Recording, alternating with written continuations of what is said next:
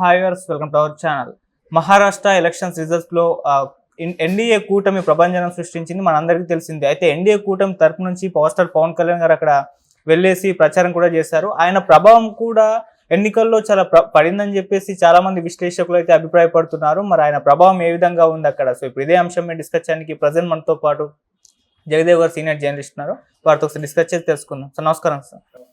Sir మహా ఎన్నికల్లో పవన్ కళ్యాణ్ గారి ప్రభంజనం చాలా మేరకు ఉందని చెప్పేసి చాలా మంది అభిప్రాయపడుతున్నారు సార్. ఎందుకంటే ఆయన ఎన్డీఏ కూటమి తరపు నుంచి అక్కడ ప్రచారం చేస్తారు. ఆయన ప్రచారం చేసిన ప్లేసెస్ లో కూడా కూటమి చాలా ప్రభంజనం సృష్టించింది అంటున్నారు. మరి ఆయన ఏ మేరకు ఈ ఎలక్షన్స్ లో ప్రభావం చూపించారు, మీరేం చెప్తారు సార్ ఆయన గురించి? ఇంతకు ముందే చూశాను, మ్యాజిక్ ఫిగర్ కూడా ఎన్డీఏ కూటమి దాటేసిందని.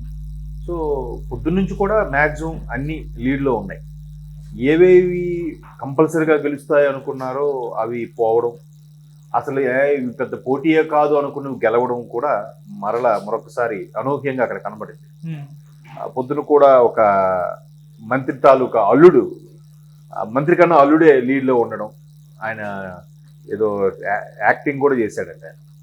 సో అట్లాగా మహారాష్ట్రలో కూడా ఎన్డీఏ కూటమికి ఏదైతే ఉందో ఈ షిండే గారికి సంబంధించినవి ఇవన్నీ కూడా బాగా మొదటి నుంచి ఒక పిచ్చింగ్లో ఉన్నాయి. అయితే ఇప్పుడు అక్కడ టాపిక్ ఏంటంటే పవన్ కళ్యాణ్ గారు ఏదైతే ఒక దగ్గర అంటే పార్లమెంట్ నియోజకవర్గాలు అయితే ఒక 6-7 ఉన్నాయి. అందులోకి మెయిన్ ఎక్కువగా వినిపించే పేర్లు పూణే, షోలాపూర్, అంటే తెలుగువారు ఎక్కువగా ప్రభావితంగా ఉండే ప్రాంతాలు కూడా అవే ఒక విధంగా.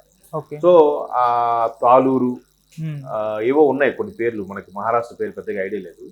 సో వాటిల్లో పవన్ కళ్యాణ్ ఏదైతే ప్రచారం చేశారో ఆ ప్రచారం చేసిన అన్నిట్లో కూడా గెలుపుకు రావడం అనేది ఇప్పుడు గొప్ప విషయంగా ఆల్రెడీ పోర్ట్రే అవుతుంది మీడియాలో. అంటే నిజంగా పోర్ట్రే అవుతుందా, అంత వాస్తవం లేదా అంటే పవన్ కళ్యాణ్ నిజంగా ఇన్ఫ్లుయెన్స్ చేయగలిగారనే చెప్పాలి. ఎందుకంటే అప్పుడు క్యాన్వాసింగ్ జరుగుతున్నప్పుడు వచ్చిన విమర్శలు ఏవైతే చూసామో ఆ విమర్శల్లో పవన్ కళ్యాణ్ కంప్లీట్ బీజేపీ అభ్యర్థిగా మాట్లాడుతున్నారు, ఈయనేంటి జనసేన అధ్యక్షుడు మర్చిపోయాడా, కంప్లీట్గా మోదీ గారి కబంధ హస్తాల్లోకి వెళ్ళిపోయారా, ఈయన కంప్లీట్గా సనాతన ధర్మం గురించి లేదా బీజేపీ మూలాల గురించి, బీజేపీ చేసే సక్సెస్ రేటు గురించి మాట్లాడుతున్నాడు ఈయన. అంటే రాబోయే రోజుల్లో ఈయన పార్టీ బీజేపీలో కలిపేస్తాడా అనేవాళ్ళు కొందరు, మోదీ గారు వదిలిన అస్త్రం బాగా పనిచేస్తుంది అనేవాళ్ళు ఒకరు, రకరకాలుగా ఇన్ని రకాలుగా చేసినప్పటికీ మొత్తానికి ఆయన ఆ విధంగా దూసుకెళ్ళి బాగా మాట్లాడడం. అలా మాట్లాడడం వల్ల ఎంత ఇమేజ్ వచ్చిందంటే నెక్స్ట్ ఆంధ్రప్రదేశ్కి సీఎం బీజేపీతో కలిసి ఈయనే అవుతాడన్నట్టు కూడా కొంతమంది విమర్శించారు. దాన్ని వెంటనే ఆయన అసెంబ్లీలో కూడా ఒక విధంగా చాలా చాకచక్యంగా ఖండించినట్టు మాట్లాడారు. మరొక 10 ఏళ్ళు ముఖ్యమంత్రి చంద్రబాబు నాయుడు గారు ఉంటారు, ఆయన నాయకత్వంలో పనిచేయడానికి సిద్ధంగా ఉన్నాం అన్నట్టు కూడా చెప్పుకొచ్చాడు. అది చాలా ఒక అసలు రాజకీయ నాయకులాగా మాట్లాడుతున్నారు పవన్ కళ్యాణ్ గారు. సో ఇప్పుడు ఆయన ఏదైతే క్యాన్వాసింగ్కి వెళ్ళారో అక్కడక్కడ మరాఠా వాడుతూ, అక్కడక్కడ తెలుగు పదాలు వాడుతూ, తెలుగులోనే ఎక్కువగా అవసరమైతే ట్రాన్స్లేటర్ పెట్టుకొని స్పీచ్ ఇవ్వడము, లేదంటే ఈయన హిందీ కూడా బాగానే మేనేజ్ చేస్తారు కాబట్టి హిందీలో మాట్లాడటము. నా పిల్లలు అదే రేణు దేశాయ్ గారు వాళ్ళ పిల్లలు ఇక్కడ వాళ్ళు ఉన్నప్పుడు వాళ్ళతో నేను మరాఠాలోనే సంభాషిస్తానని చెప్పడం. జనరల్గా మరాఠా యోధులకి ఆ ఫీలింగ్ చాలా ఉంది. ఒక మరాఠా యోధులు చాలామంది ఉన్నారు. శివాజీ మహారాజ్ నుంచి తీసుకుంటే బాల్ ఠాకరే గారు, సచిన్, మన క్రికెటర్ సచిన్, వీళ్ళు కూడా చాలా సందర్భాల్లో మరాఠాలోనే స్పందించి మరాఠాలోనే కొన్నిసార్లు ఆటోగ్రాఫ్లు చేసిన సందర్భాలు కూడా ఉన్నాయి. సో ఎవరి భాష మీద వాళ్ళకి మక్కువ ఉంటుంది. సో ఈయన మరాఠాలో నా పిల్లలతో నేను అలాగే సంభాషిస్తుంటానని చెప్పడం వల్ల అక్కడ చాలామందికి ఆకట్టుకునే అంశంగా తయారైంది.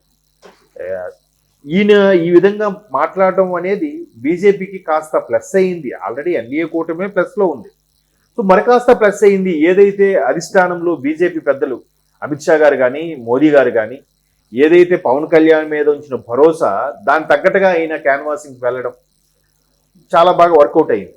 అయితే మరోవైపు సీఎం రేవంత్ రెడ్డి గారు, తెలంగాణ ముఖ్యమంత్రి రేవంత్ రెడ్డి గారు కూడా ఏ నియోజకవర్గాల్లో అయితే క్యాన్వాసింగ్ చేశారో ఆయా నియోజకవర్గాల్లో కూడా కాంగ్రెస్, అలాగే కాంగ్రెస్ కూటమి ముందంజలో ఉందంట.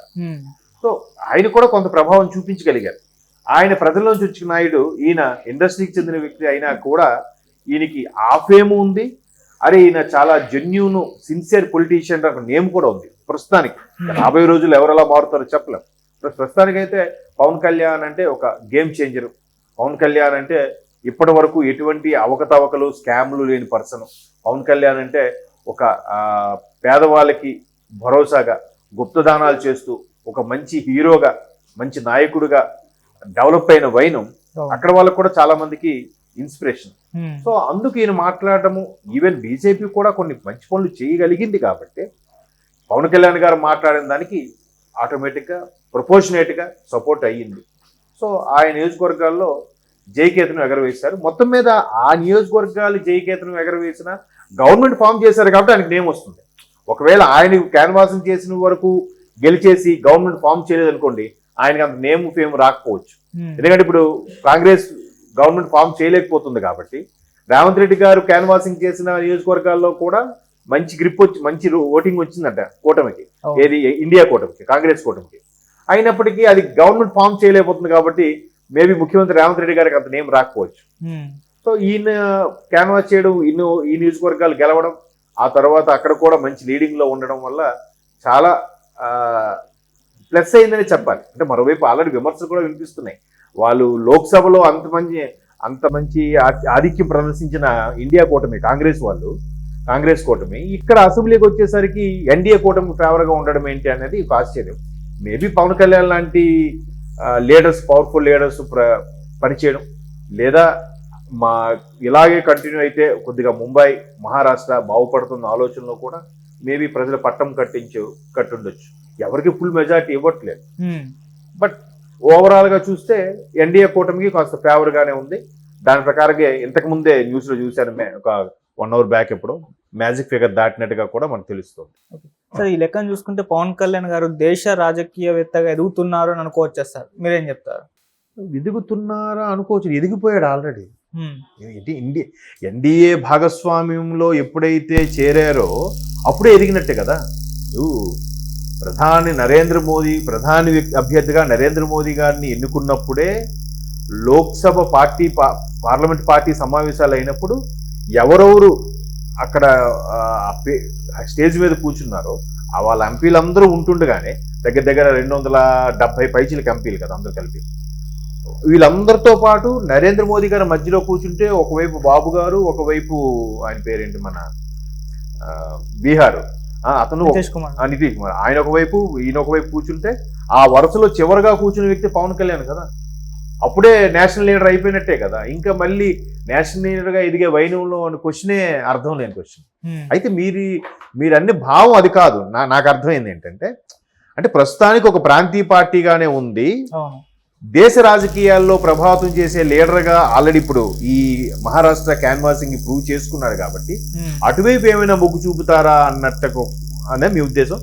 సో ఇప్పుడు అప్పుడే కాదు, ఎందుకంటే ఆయన మొదటి ప్రాధాన్యత ఆంధ్రప్రదేశ్ ఏదైతే గత 5 ఏళ్లలో తునాతునకలుగా 10 ఏళ్ళు వెనక్కి వెళ్ళిపోయిన వైనం చూసామో, ముందు ఆంధ్రప్రదేశ్ ని గట్టెక్కించాలి. దానికోసం నేను ఇబ్బందులైనా పడతా, ఎన్ని అవమానాలైనా పడతా, ఢిల్లీ పెద్దలతో ఎన్ని మాటలైనా తింటా అనుకో. అది కూడా చెప్పాడు ఆయన. టీడీపీ బలంగా ఎదుగుతూ బలంగా ఎస్టాబ్లిష్ అయిన ఒక ప్రాంతీయ పార్టీ అంటే టీడీపీ. అటువంటి టీడీపీకి ఎన్డీఏ కూటమిలో చేరితే బీజేపీ లాంటి మంచి పార్టీ కానీ సపోర్ట్ ఉంటే దీనికది సపోర్టు, దానికి ఇది సపోర్ట్. ఎవరు తక్కువ ఎవరు ఎక్కువ అని కాదు. ఇటువంటి రెండు కలపడం అనే దాంట్లో పూర్తి స్థాయిలో సక్సెస్ అయిన వ్యక్తి పవన్ కళ్యాణ్ గారు. ఆ సక్సెస్ ఎంతవరకు తీసుకొచ్చిందంటే, ఆ రెండు పెద్ద పార్టీలు నేషనల్లో స్ట్రైక్ రేట్ ఎలా ఉందో ఇక్కడ స్టేట్లో టీడీపీ స్ట్రైక్ రేట్ ఎలా ఉందో తెలియదు, కానీ ఈయన మాత్రం ఆ రెండిటికి సీట్లు కేటాయించడంతో ఈయన కేటాయించిన సీట్లని 100% స్ట్రైక్ రేట్తో కొట్టాడు. వచ్చిన తర్వాత ఎన్నెన్నో మాట్లాడుకుంటావు, రానప్పుడు ఆ త్యాగము ఆ తెగింపు కూడా ఉండాలిగా. అరే బీజేపీకి అంత ఓటింగ్ లేదు, వీళ్ళకి ఇన్ని అవసరమా, వీళ్ళకి ఏదో 5 ఎన్నో ఇస్తే సరిపోద్ది కదా, నేనే 30 దగ్గర పోటీ చేయాలి కదా అని అనుకోలేదు. ఇక్కడ టీడీపీని నిలబెట్టగల